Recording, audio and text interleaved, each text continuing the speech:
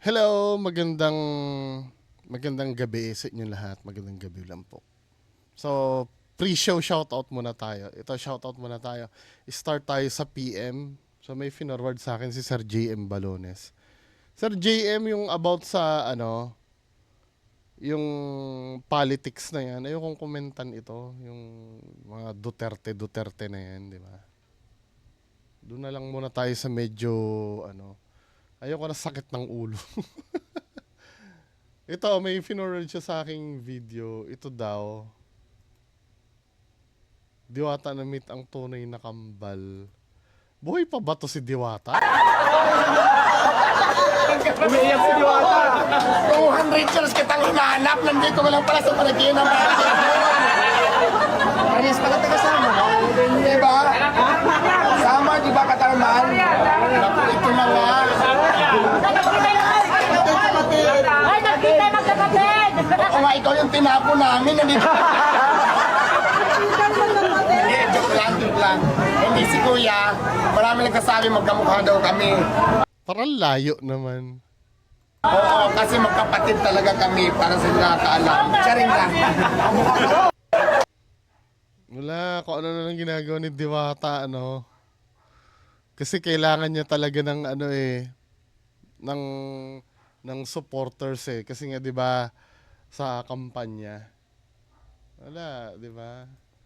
Kung inalagaan mo lang yung mga mo. Tapos ito naman, finorward ni Sir Samuel De La Cruz. Shout out Sir Samuel De La Cruz. Ano to? Kuto, naglabas.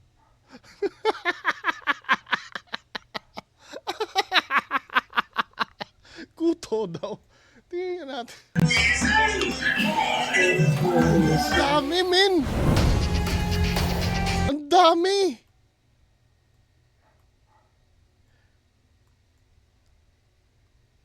Ang daming kuto. Alam mo, nakakita akong ganyang kadami. Hindi hindi sa nagpapariban. Yung nagpapaanak kami dati nun sa Paso de Blas, sa Valenzuela. Yung student nurse pa lang ako. Parang ganito din siya. Babae siya, ang inaano ako nung doktor dati nun. Kasi doon ako sa may bandang ulo eh. Nakatayo. Kasi nung una, nag-o-observe lang kami. Sinisiko ako ng doktor. Akala ko naman may hinaharangan lang ako. Ang hina ko pumikap, di ba? Sinisiko ako ng doktor.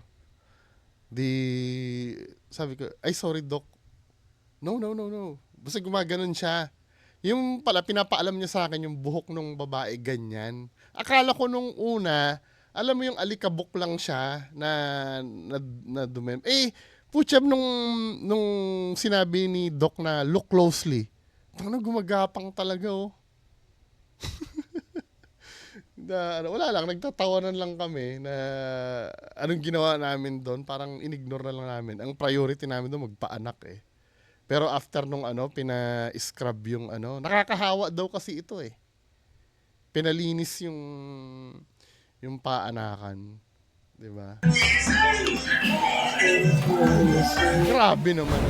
Pinaplansya? Hindi ba natutusta yan pag pinlansya? 'Di ba pag pinlansya mo para mapipirat yung mga yan? Magpuputukan yan dapat, 'di ba? Grabe oh. Uy, ang ganda.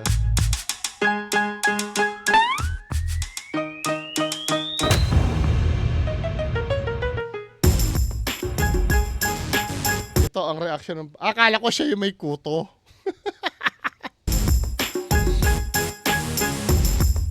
Nagulat din po kami. Bakit ganun kadami yung kanyang kuto? Pero yung kuto po talaga, parang nahihilo lang po sila, tumutuwad-tuwad lang. Tumutuwad-tuwad daw. Ayun no, maliwanag na nga eh. Nakikita ko na sila, ang dami. Saan ba nanggagaling yan, Ang egg niya nasa anit ba ng tao? Nasa ano ba? Nasa anit, nasa scalp. Yun dapat ang anuhin yan, di ba? Yung itlog niyan. Grabe.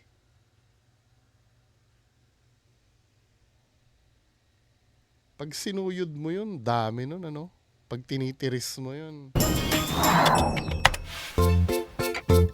May parang ano dapat yan eh. Parang lason ba? Lalasunin mo yan, di ba? May shampoo na pang ganyan eh. Naalala ko doon sa pharmacy namin may ganyan. May shampoo na pang ganyan, pang kuto. May lisa pa nga eh. Di ba? Anyway, shout out tayo doon sa mga ano. Shout out Ma'am Lin Sudo. Hello Ma'am Lin Sudo ng Japan. Boy Cafe TV. Sabi ni Sir Boy Cafe TV. I-ano natin. Hello. Haha, yung side mirror niya. Ito yung sa side mirror, no? Bukod sa fogging yung mirror niya, naglalaro sa isip ko na baka stuffed toy yun ang teddy bear. Teddy bear. Baka naman may dala siyang stuffed toy sa bag niya tapos nasira lang yung zipper kaya nakita niya stuffed toy kaya siya nagulat. Ito lang naman ang sa eye of perspective ko. Correct me, kaibigan, if I'm wrong. Stuffed toy. Mukha nga naman teddy bear. Pero for me, parang fog eh. Kasi nung mga unang ano, na aaninaga na parang may malabo dun sa ano. Hello, Goatlink Cycle Channel. Sir Bungo, ask ko lang kung saan maganda i-mount ang GoPro pag ghost hunting, chest, head, or sa kamay. Ang gamit ko, sir, ito. Nilalagay sa neck. Kaya lang, ang pangit nito, ito maganda to, hindi ka mukhang engot na may ano. Same ito ng, hindi kasing bulky ng sa chest. Kung gusto mo ng chest rig, meron ako dito. Ikaw na lang bahala, magpalalamove. Diba, hindi ko na ginagamit eh. Kung pwede naman chest, kaya lang ano yun eh, maapektuhan pang forma nun sa chest eh. Ito yung ginagamit ko madalasan. Kaya lang, ang problem nito, 'di ba? Ang problem nito, pag lumingon ka dito, naiiwan yung camera mo dito. Unlike yung naka-head mount, sumusunod yung camera. Pero ito pa rin ang ginagamit ko kasi mas convenient ito gamitin eh. 'Di ba? Yung nakalagay dito sa leeg. Yung ginagamit ko. Pero meron akong helmet dito na ito. Ito naman, ang maganda kasi dito, pag suot mo siya, pagka inano mo, pag tinutok mo dyan, susunod yung camera ko sa nakatingin. Kaya lang, pwede kang bumili ng para sa ulo na, alam mo sa flashlight. Kaya lang mabigat eh. 'Di ba? Mas komportable ako doon sa ano, doon sa leeg. Anyway, pagpatuloy natin. Pero para sa'yo kung saan ka sanay, ako masanay lang doon ako sa leeg. Kasi meron binigay sa akin si Sir Lance na para sa ulo eh. Kasi kung mag-uulo uli ako, yung para sa ulong flashlight, may ganun ako eh. Sabi ni Sir Momong, nako mukhang na-debunk na siguro siya, kaya wala na siyang maidadahilan kundi nag-disclaimer na lang. Paranormal. Si Gold Rush Paranormal. Hello, Ma'am May Malagenya. Good evening po.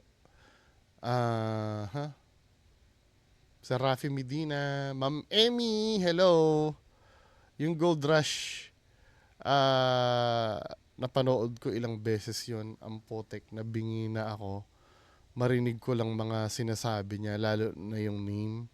Wala akong may intindihan sa gadgets niya. Parang cloud lang yan eh. Kung ano gusto mong makikita mo sa cloud. Kaya parang ganun din yan. Kung anong gustong marinig, tama ka naman, Sir Bungo.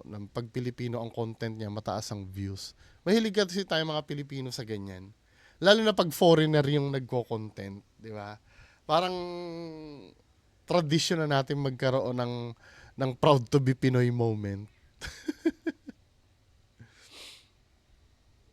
Sabi ni Sir Jamir Anastasio, hello Sir B, yung video sa likod ng nakaangkas yung nakita sa camera, alam mo ba yung buwan na tinakpan ng ulap-ulap, yun nakuhanan, tingnan mong maigi. Kung ano yon, kung yun ay ulap na ano, dapat yun sir, pag gumalaw yung camera niya, nawawala dapat yung sa side mirror.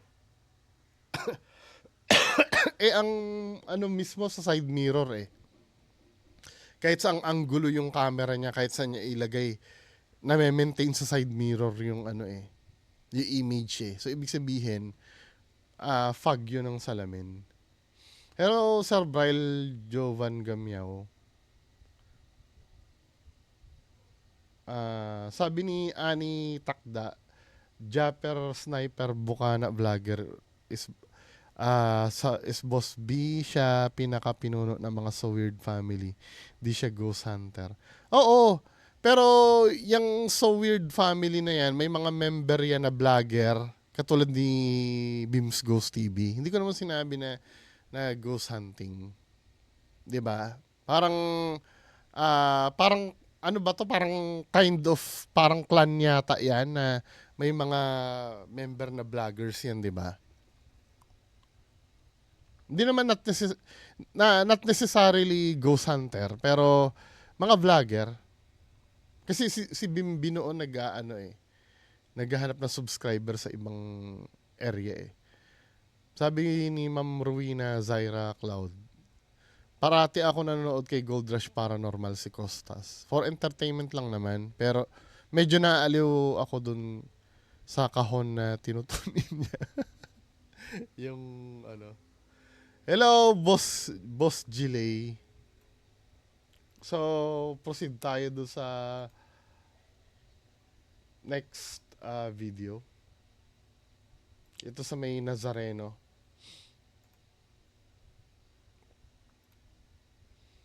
Hello, Sarapi Medina. Sabi ni Speedy Carmen. Hello, long time no see, Speedy Carmen. Ako former Catholic dahil bullshit tinuturo ng pare at never akong sumamba sa rebultong kahoy, semento at plastic. Huwag sumamba sa Diyos-Diyosan o false god na Bible din yung phrase na yan. Oo nga, pero alam mo na, di ba?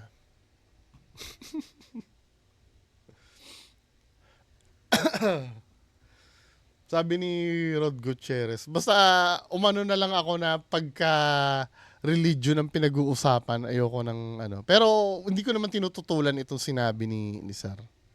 Biblical naman kasi yon. Kaya lang, ang interpretation, alam mo yung, syempre darating din ang time na kailangan lusutan din ng Catholic yan, na hindi naman daw nila sinasamba yung kahoy, yun ay, di ba?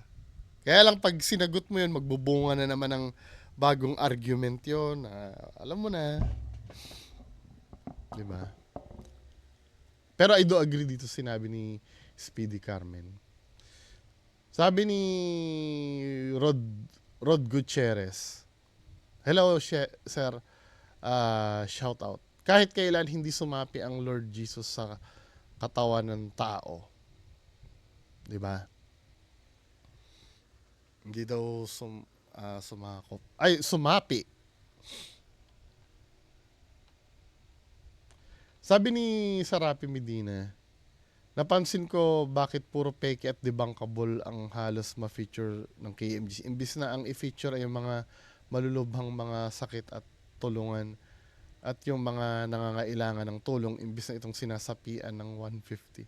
Hindi, I think ang purpose din naman ng KMJS dyan para magbigay ng awareness na may mga ganong senaryo. Kaya nga kadalasan sila na rin ang nagde-debunk. 'Di ba? Parang in a nice way tinuturuan ng KMJS ang tao na gumamit ng critical thinking dahil nagpo-provide din naman sila ng explanation ng mga expert, 'di ba, at the end, or ng mga taong nag-a-analyze nung event na nangyari. Redundant ba? Anyway. Sabi ni Fairy Ava, parang iniyot naman yung babae na ginamot kanina. Ungol ng ungol. Kailangan ko pahinaan volume ko, baka kaya nanonood ako ng porn.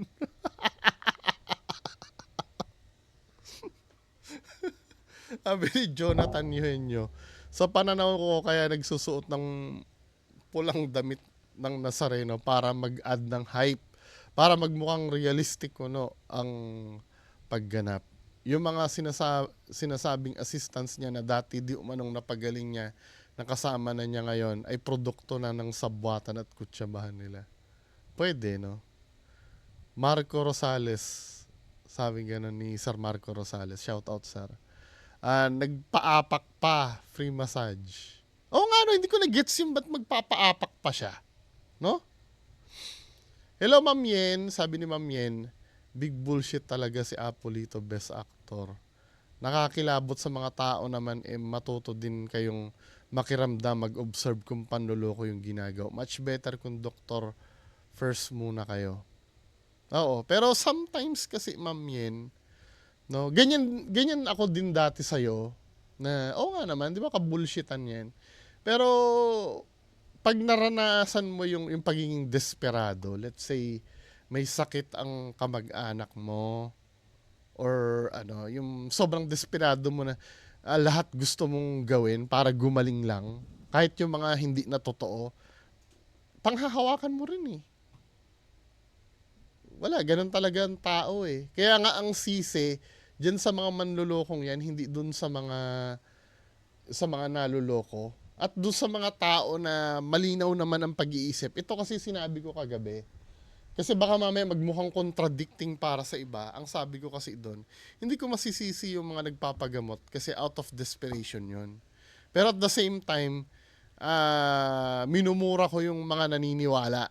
Ang tinutukoy ko kasing naniniwala doon, yung mga tao na nagsasabi na igalang yon, yung wala naman kayo, yung malinaw sa inyo na makakapag-isip naman kayo ng matino kasi wala naman kayong kinalaman doon eh. I mean, malinaw ang isip nyo, hindi magiging bias ang isip nyo. Parang nakikita nyo yun ng walang conflict of interest sa inyo. Dapat alam nyo na yun na ikabullshitan. 'Di ba?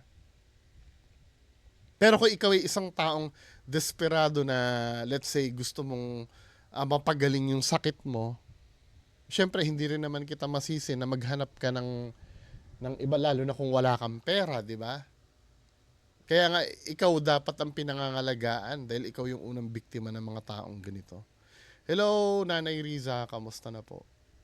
Diyan din sa Pampanga may sumasapi din si Dr. Jose Rizal. Bullshit. Sabi ni Primojal, buset, munting ako nabuga kape ko. Tama na.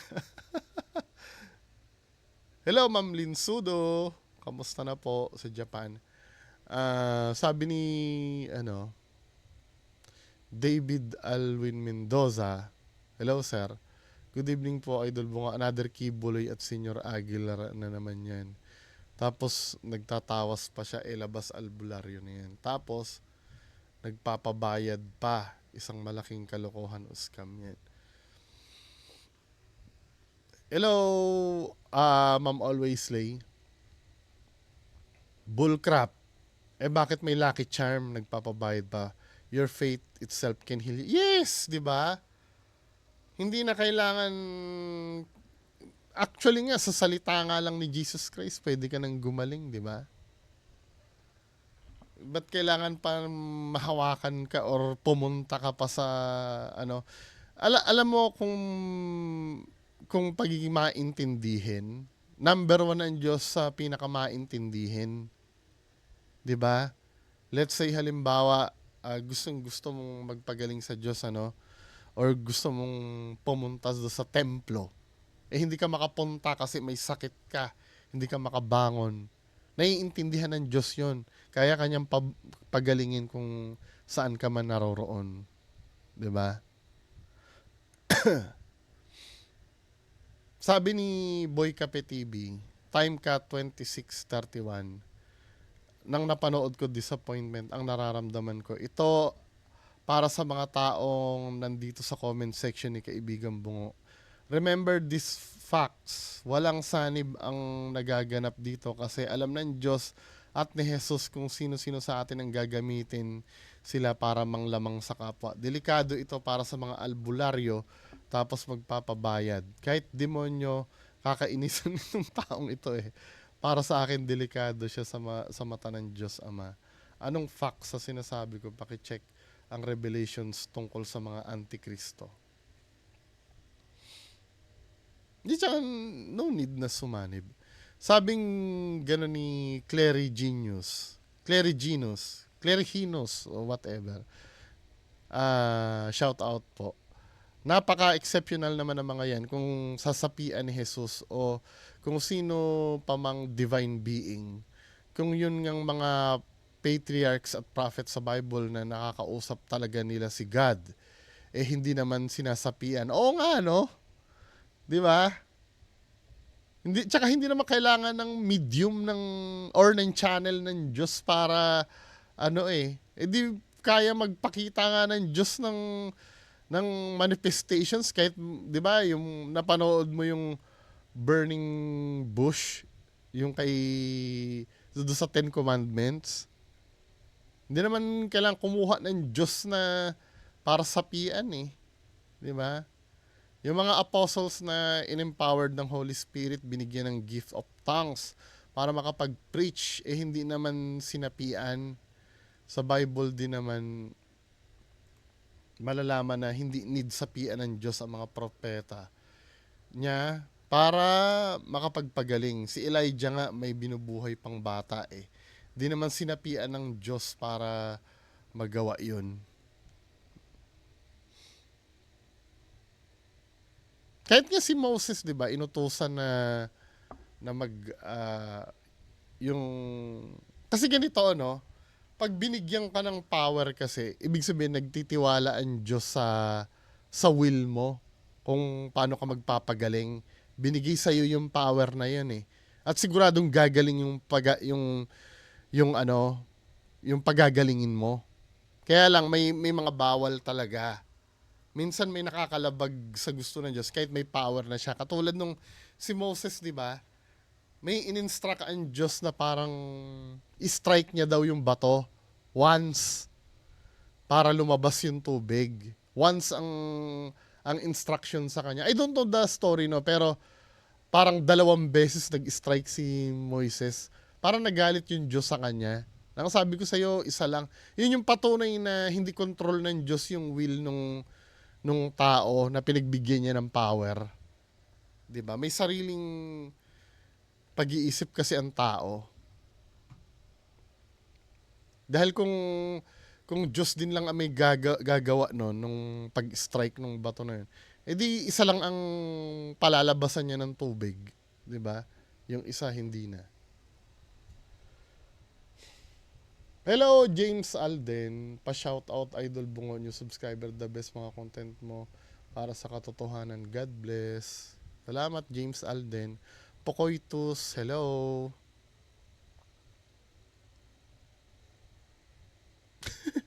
Kabulshitan talaga yung mga sinasapian ng Santo at Santa. Lalo na yung mga sinapian ko ng Santo Niño. Imagine yung kabataan ni Cristo, may sariling kaluluwa. Nakakabobo, no? Oo nga, no? Yung sinaniba ng Santo Niño. Hello, Sir GC719. Sir Goatlink Cycle Channel, shout out Sir Bungo. Related to sa topic, pwede ba react sa video about hagiophobia, yung fear of statues or mga santo, kasi kaming magpinsan may ganito, pero yung mga pinsan ko matindi yung takot niya sa mga santo sa simbahan or sa mga bahay. Sana mapansin mo, Bohe. Sige nga, hanap ako niyan. Pero, ako, oo, may fear ako sa ganyan dati nun. Kasi yung bahay ng lola ko nun dati.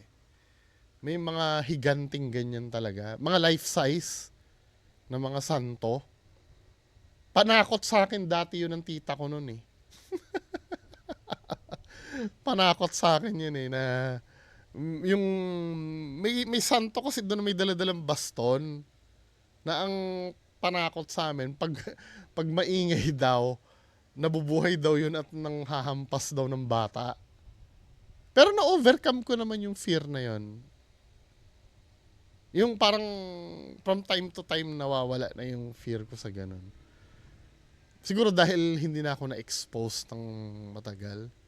Clown talaga, ang tagal na wala sa akin ng fear ko sa clown. Actually ngayon, clown, makakita ako ng gabi. Pero hindi na ganun kalala ng katulad nung dati. Ngayon, konti na lang. Pero may fear pa rin ako sa clown.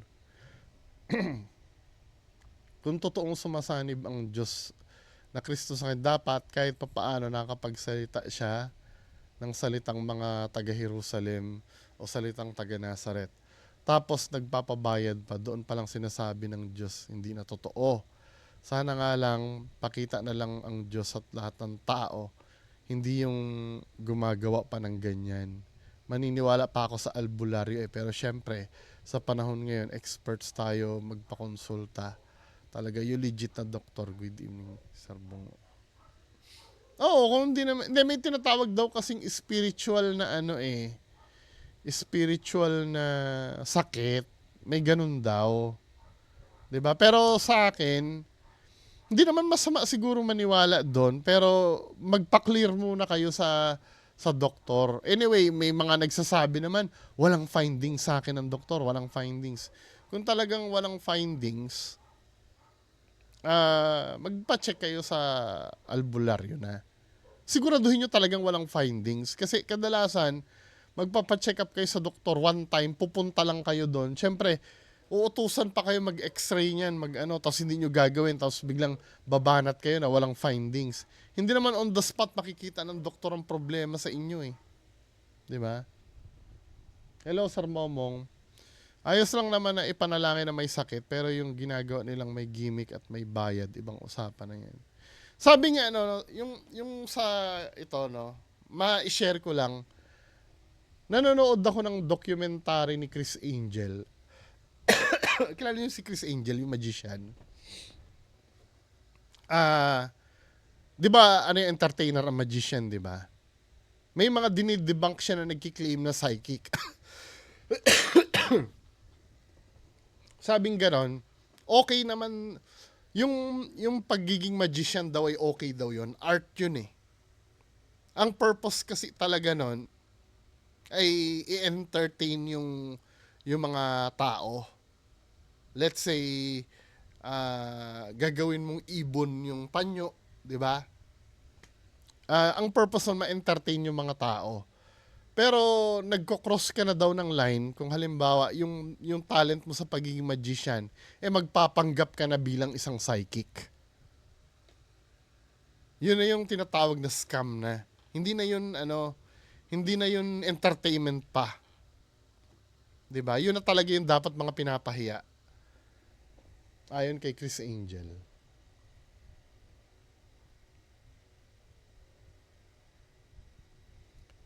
Hello, Johnny Niala.